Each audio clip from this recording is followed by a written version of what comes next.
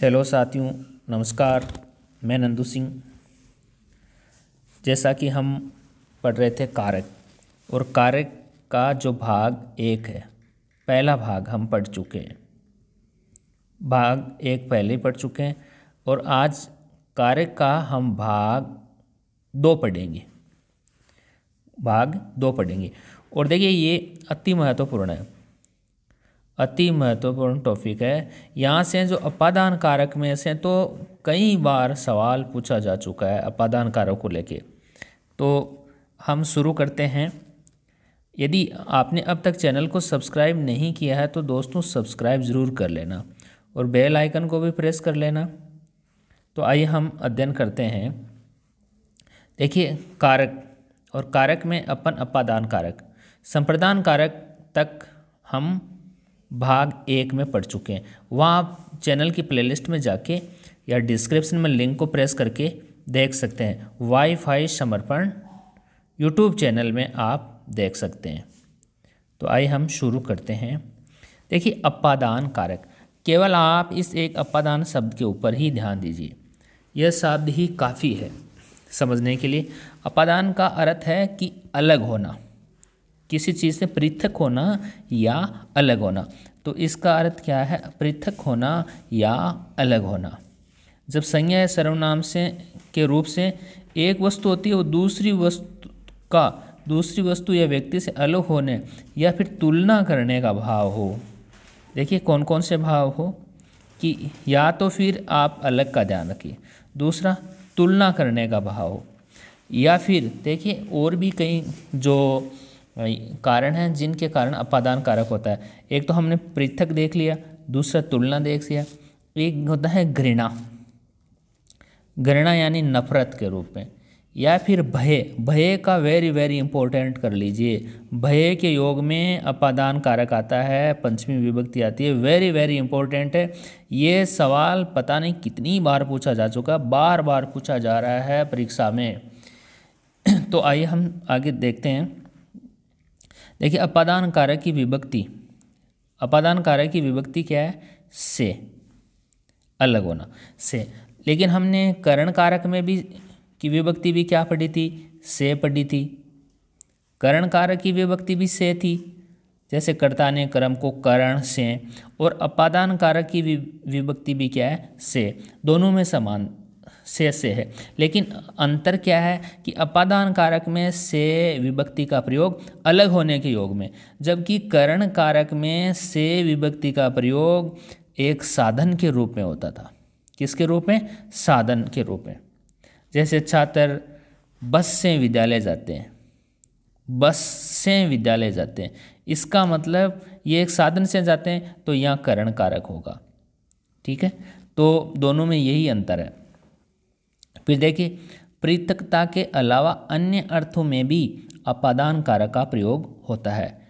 और कौन कौन से कारण हैं? अलग होने के योग के अलावा और कौन कौन से कारण हैं जिसके कारण भी अपादान कारक का प्रयोग होता है, वो देखिए पृथकता के कुछ उदाहरण लेते हैं हम। जैसे पेड़ से पत्ता गिरा। अब देखिए पत्ता है, ये पेड़ से अलग हो गया। पेड़ से क्या हो गया? अलग हो गया। और कारक चिन्ह भी देखिए, ये से, और इस से का जो प्रयोग हुआ है, वो यहाँ अलग होने के रूप में, पृथकता के रूप में हुआ है। तो अलग होने के रूप में यहाँ पे अपादान कारक। फिर देखिए, मेरे हाथ से गेंद गिर गई, यहाँ देखिए से का प्रयोग, यह भी पृथकता का भाव है। फिर देखिए, विजय शाला से घर गया, शाला से घर गया, तो शाला से स्थान से एक स्थान से दूसरे स्थान चला गया, अलग हो गया। हाथ में से गेंद गिर गई, अलग हो गई। पेड़ से पत्ता गिर गया, अलग हो गया। ये सब में पृथकता का भाव है, अलग होने के अर्थ में। और देखिए कारक चिन्ह भी से आया है, तो इस कारण से यहाँ पे अपादान कारक है। फिर देखिए, क्रिया संपादन में कि मजदूर गेंती से गड्ढा खोदता है। यहाँ पे अच्छी तरह से समझिए कि मजदूर है, गेंती से गड्ढा खोदता, ये क्रिया संपादन के अर्थ में। यहाँ पे किस अर्थ में? क्रिया संपादन के अर्थ में। फिर देखिए, वह पेंसिल से चित्र बनाता है, क्रिया संपादन है। आगे देखिए, पहचान के अर्थ में देखिए आप, पहचान के अर्थ में देखिए आप, ये मारवाड़ से हैं, ये इसकी पहचान है, परिचय। दूरी के अर्थ में पोस्ट ऑफिस स्कूल से दूर है, यही वही अलग होने की तरह ही है, दूरी का भाव है। विमला सीता से लंबी है, ये तुलना है।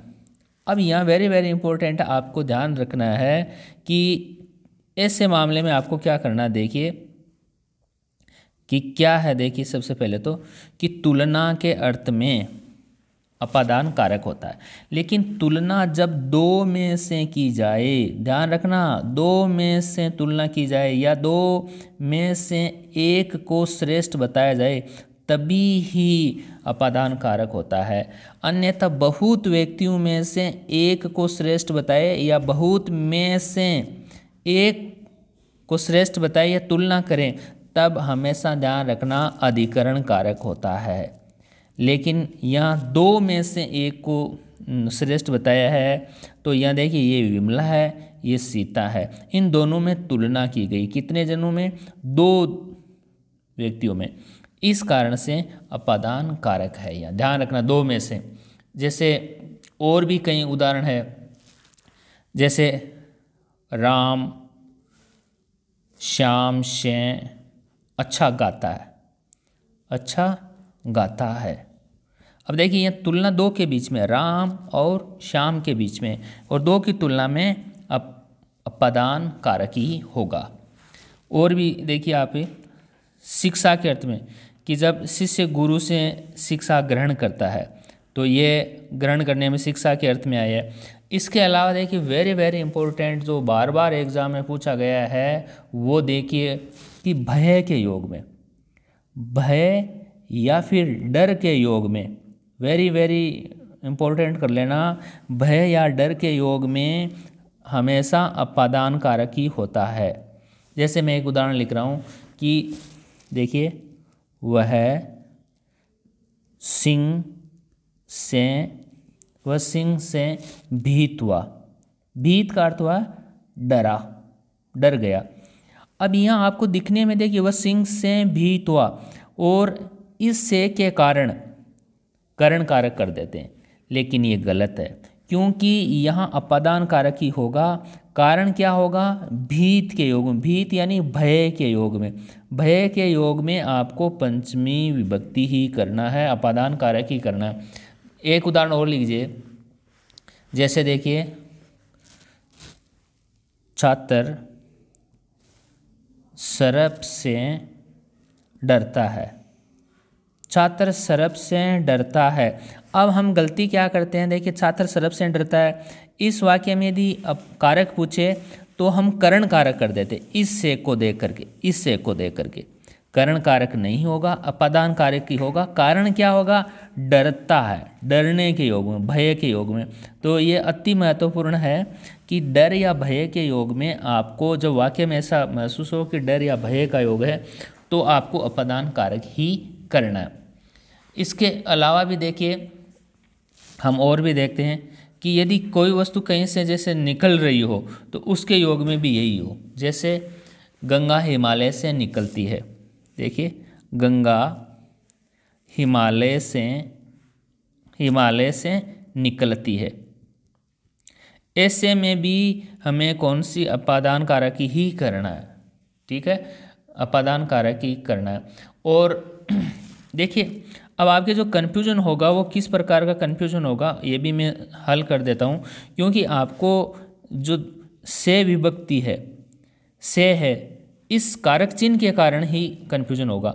ये करण कारक में भी यही चिन्ह है और अपादान कारक में भी यही चिन्ह है, तो दोनों में अंतर और भी मैं दूसरे तरीके से समझाता हूँ, दोनों उदाहरण देता हूँ। जैसे देखिए, जैसे छात्र बस से विद्यालय गए, छात्र बस से विद्यालय गए, एक वाक्य तो ये है। और दूसरा जो वाक्य है कि छात्र विद्यालय गए या विद्यालय से आए, छात्र विद्यालय गए या विद्यालय से आए, एक ही बात है, आए या गए। तो यहाँ दोनों वाक्य में देखिए, यहाँ भी से है, ये भी से है, या और यहाँ पर भी ये भी से है। तो बताओ करण कारक किस में होगा और अपादान कारक किस में होगा? इस वाक्य में करण कारक होगा। क्यों होगा? कि छात्र बस से विद्यालय गए। देखिए साधन है, साधन के योग में करण कारक आता है। जबकि यहाँ देखिए इस वाक्य में क्या है कि छात्र विद्यालय से आए या फिर गए। तो या तो आप आए या गए, आए जैसे मान लेते हैं वाक्य में, तो यहाँ अलग होने का भाव है, कोई साधन नहीं है। तो यहाँ इस वाक्य के अंदर अपादान कारक है। ये दोनों में ध्यान रखना आपको।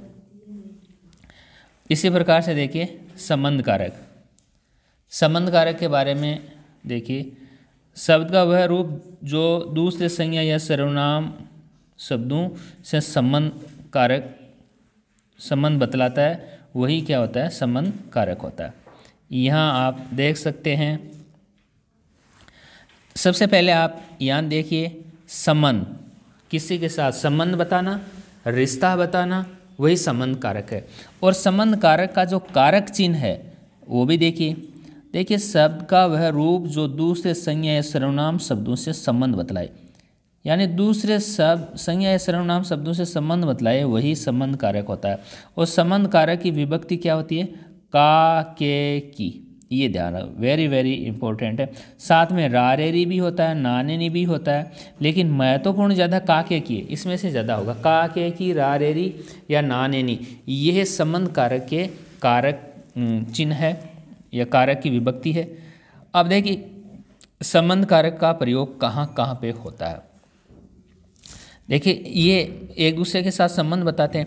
जैसे स्वामित्व के अर्थ में संबंध कारक होता है। अजय की पुस्तक गुम हो गई, यहाँ देखिए अजय और पुस्तक के बीच में स्वामित्व है। पुस्तक किसकी? अजय की है। तो अजय की पुस्तक गुम हो गई, इस वाक्य में संबंध कारक है। और देखिए कारक चिन्ह भी दिखाई दे रहा है, ये देखिए की, का, के, की, अजय का पुस्तक के साथ स्वामित्व है। इसी प्रकार से अपना परस संभाल कर रखो। तो परस के और अपना दोनों के बीच में क्या है? संबंध है, स्वामित्व है। इसी प्रकार से मेरा चश्मा बहुत कीमती है, तो चश्मे का स्वामित्व यहाँ किससे? मेरा शब्द से है, तो बहुत कीमती है। तो ये यहाँ पे तीनों ही वाक्य में संबंध कारक होगा। और यहाँ आपको ये भी ध्यान रखना है कि जैसे अजय की पुस्तक गुम हो गई, यहाँ पे तो विभक्ति का प्रयोग हुआ, लेकिन अपना परस संभाल कर रखो, मेरा चश्मा बहुत कीमती, यहाँ आपको का, के, की या रारेरी नहीं दिखाई दे रहा है। तो आपको यहाँ ध्यान किस बात का रखना है कि स्वामित्व के योग में करना है। फिर रिश्ता के अर्थ में देखिए, रिश्ता या संबंध एक ही बात है। जैसे विजय अजय का भाई है, दोनों के बीच संबंध है, रिश्ता है। तो इस कारण से जैसे अमिताभ बच्चन कवि हरिवंश राय बच्चन के पुत्र है, तो अमिताभ बच्चन और हरिवंश राय बच्चन में क्या संबंध है? तो यहाँ इस प्रकार से भी कर सकते हैं। इसके अलावा देखिए विभक्ति का भी प्रयोग हुआ, का, के, की। अवस्था के अर्थ में भी संबंध कारक होता है। जैसे मेरी उम्र 50 वर्ष है, मेरी उम्र 50 वर्ष है, यहाँ आपको का, के, की या रारेरी कोई भी चिन्ह दिखाई नहीं दे रहा है, लेकिन इस अवस्था बतलाने के कारण संबंध कारक हुआ। यह युवक 30 वर्ष का है, यहाँ तो संबंध भी बता रहा है, तो इस कारण से। इसी प्रकार से कोटि या धातु के अर्थ में देखिए, किसके अर्थ में? कोटि या धातु के अर्थ में। जैसे 5 मिट्टी के घड़े, देखिए मिट्टी और घड़े धातु के अर्थ में। मैंने 1 गिलास कांसे की कटोरी, कांसा और कटोरी के बीच, और चिन्ह भी का, के, की। मेरी साड़ी सिल्क की है, की, ठीक है, इस कारण से भी यही है। और पर्सन, जहाँ पर्सन पूछना हो वहाँ भी यही है। 5वीं कक्षा में कितने छात्र हैं, देखिए यहाँ किस कारण से? पर्सन पूछने के अर्थ में। आप कितनी संतानें, ये पर्सन के अर्थ में ही संबंध कारक हुआ। इसके अलावा भी देखिए संबंध कारक के जो कई अन्य भी, जैसे उदाहरण में दे रहा हूँ, जैसे ये है मोहन का घर है। तो यहाँ घर और मोहन के बीच में क्या है, संबंध है और एक तरह से स्वामित्व है, और ये का चिन्ह भी आया है, तो ऐसे वाक्य में भी क्या होगा, संबंध कारक होगा। चलो हम आगे चलते हैं। अधिकरण कारक। अधिकरण किसी चीज़ का आधार है। ये अधिकरण क्या है, आधार होता है। अधिकरण वाक्य में प्रयुक्त संज्ञा या सर्वनाम की जिस रूप से क्रिया के आधार का, देखिए क्रिया के आधार का पता चले, बोध हो, ज्ञान हो, वही अधिकरण कारक होता है। और अधिकरण कारक का जो चिन्ह है, देखिए में या पर, या तो में होता है, में, या फिर पर, यही अधिकरण कारक की विभक्ति है। जैसे देखिए और भी इसके साथ अंदर या भीतर या पर का अर्थ ऊपर, ठीक है। मैं या मैं का अर्थ बताया, मैं का अर्थ क्या है, अंदर या भीतर, और जो पर शब्द है इसका अर्थ होता है ऊपर। जैसे अपन वाक्य पढ़ते ही अपने समझ में आ जाएगा। इस मंदिर में कई मूर्तियां हैं। देखिए आप, इस मंदिर में कई मूर्तियां हैं। तो यहाँ जो मैं शब्द है ये अधिकरण कारक का कारक चिन्ह है। अच्छा, यहाँ मैं शब्द अंदर का बोध करा रहा है, अंदर या भीतर का बोध करा रहा है कि इस मंदिर में कई मूर्तियाँ हैं। तो इसमें आपको साफ साफ दिख रहा है अधिकरण कारक है। इसके अलावा उस कप में चाय है, देख यहाँ जो ये में है ये भी अंदर का बोध करा रहा है। कप में चाय है या कप के अंदर चाय है, तो इस प्रकार से भी लिख सकते हैं। आगे देखिए, मेरे पर्स में पैसे व ड्राइविंग लाइसेंस हैं। अब देखिए यहाँ जो ये मैं है ये भी अंदर का बोध करा रहा है। ऐसे भी कर सकते हैं, मेरे पर्स के अंदर पैसे व ड्राइविंग लाइसेंस हैं। या फिर टायर में हवा कम है, टायर में, देखिए ये जो मैं है, क्योंकि अधिकरण कारक का कारक चिन्ह क्या है, में, या फिर क्या होता है, पर। बगीचे में छायादार पेड़ है, ये भी बगीचे के अंदर का बोध करा रहा है में। तो यहाँ इस प्रकार से हम समझ सकते हैं। इसी प्रकार से अन्य भी देखिए, कभी कभी में का प्रयोग नहीं भी किस अर्थ में भी होता है, कभी कभी में का प्रयोग बीच या मध्य के रूप में भी होता है। जैसे राम और श्याम में गहरी दोस्ती है, दोनों के बीच में, तो यहाँ भी बीच या अंदर ही हो गया, एक तरह से मध्य हो गया। राम और श्याम में गहरी दोस्ती है। भारत की संस्कृति विश्व में, देखिए विश्व में विशेष स्थान रखती है, तो यहाँ भी मध्य में है, तो कभी अंदर या मध्य का बोध कराता है। पीटी उषा का नाम श्रेष्ठ धावकों में है, तो यहाँ जो मैं का प्रयोग है वो यहाँ देखिए, ये आप एक दूसरी तरीके से भी याद कर सकते हैं इसे। जैसे पीटी उषा का नाम श्रेष्ठ धावकों में, यहाँ बहुत में से तुलना की गई, बहुत में से एक को श्रेष्ठ बताया, यानी बहुत सारे लोग, जैसे धावकों में यानी बहुत सारे धावक है। तो जब बहुत में से तुलना की जाए, बहुत में से एक को श्रेष्ठ बताया जाए, तुलना की जाए, वहाँ पे अधिकरण कारक ही होता है। कौन सा कारक? अधिकरण। लेकिन अभी मैंने आपको कुछ देर पहले ही बताया था कि जब दो में से एक को श्रेष्ठ बताया जाए, दो व्यक्तियों में से एक की तुलना की जाए, वहाँ पर आपको अपादान कारक ही करना है, अपादान कारक ही करना है। इसी प्रकार से देखिए, पर का जो अधिकरण कारक चिन्ह, एक तो में होता है, दूसरा पर। देखिए मेज पर पुस्तक रखी है, यहाँ पर का अर्थ ऊपर है। इसको आप यूँ भी लिख सकते हैं कि मेज के ऊपर पुस्तक रखी हुई है या मेज पर पुस्तक रखी है। तो इस कारण से ऐसे पेड़ पर चिड़िया बैठी है, पेड़ पर चिड़िया बैठी है, पेड़ के ऊपर चिड़िया बैठी है, तो यहाँ पर के अर्थ में हो जाएगा। ऐसे ही देखिए, निश्चित समय बताने के लिए भी, जब समय बताना हो निश्चित समय, तो वहाँ पर भी ऐसा ही होता है। जैसे परीक्षा समाप्ति की घंटी 3 बजने पर लगेगी, देखिए बजने पर लगेगी। प्रति आधे घंटे पर चेतावनी घंटी लगेगी। तो ऐसे वाक्यों में अपन विभक्ति देख के भी पता लगा सकते हैं, इन चिन्हों से भी पता लगा सकते हैं। कई बार दोस्तों क्या होता है कि चिन्ह का लोप रहता है। देखिए चिन्ह का जो लोप कहाँ कहाँ रहता है वहाँ पर भी हम देखेंगे अभी। फिर देखिए महत्व बतलाने के लिए, जैसे कदम कदम पर, देखिए कदम कदम पर वही अधिकरण है। पुलिस का पहरा, या महत्व बताने के लिए, महत्व की देखिए थोड़ा ये लगा दीजिए। बहुत से सैनिक सीमा पर तैनात है। हमें अपनी जुबान, देखिए हमें अपनी जुबान पर अटल रहना चाहिए। यहाँ देखिए पर अटल रहना चाहिए, ठीक है। ऐसे ही जल्दीबाजी बतलाने के लिए भी, जैसे वह तो घोड़े पर सवार होकर आता है, देखिए ये वही है, उसके ऊपर यहाँ पर के कारण हो जाएगा। इसके अलावा भी देखिए आपको कई बार कारक चिन्ह नहीं दिखाई देगा। मैं क्या बोल रहा हूँ कि कारक चिन्ह दिखाई नहीं देता, कई बार विभक्ति नहीं दिखाई देती। जो ये काके की जो मैं पेपर का चिन्ह होता है वो दिखाई नहीं देता। ऐसे में जैसे कई उदाहरण मैं आपको ऐसे बताऊंगा, जैसे देखिए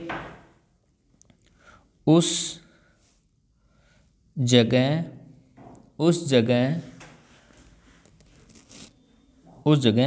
एक सभा होने जा रही, उस जगह एक सभा होने जा रही है, सभा होने जा रही है।